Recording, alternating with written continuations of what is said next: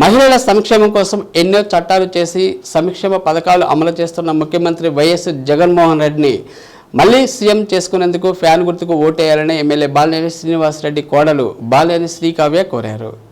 నగరంలోని 8వ డివిజన్లో క్రిస్టియన్ పాలెం, కమ్మపాలెంలో ఇంటింటికి తిరిగి ఎన్నికల ప్రచారం నిర్వహించారు. బాలినేని శ్రీనివాసరెడ్డి పాలనలో ఒంగోలు నగరం నియోజకవర్గం సర్వతోముఖాభివృద్ధి జరిగిందని చెబుతూ వాటి వివరాలు, తాలూకు కరపత్రాలు పంపిణీ చేశారు.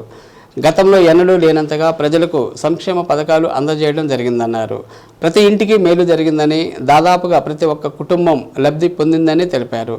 సంక్షేమ పథకాలను మరింత సమర్థవంతంగా కొనసాగించుకునేందుకు వైసీపీ తరఫున పోటీ చేస్తున్న బాలినేని శ్రీనివాసరెడ్డిని భారీ మెజార్టీతో గెలిపించాలని అభ్యర్థించారు. మే 13వ తేదీ జరిగే పోలింగ్లో ఫ్యాన్ గుర్తుకు ఓటేయాలని విజ్ఞప్తి చేశారు.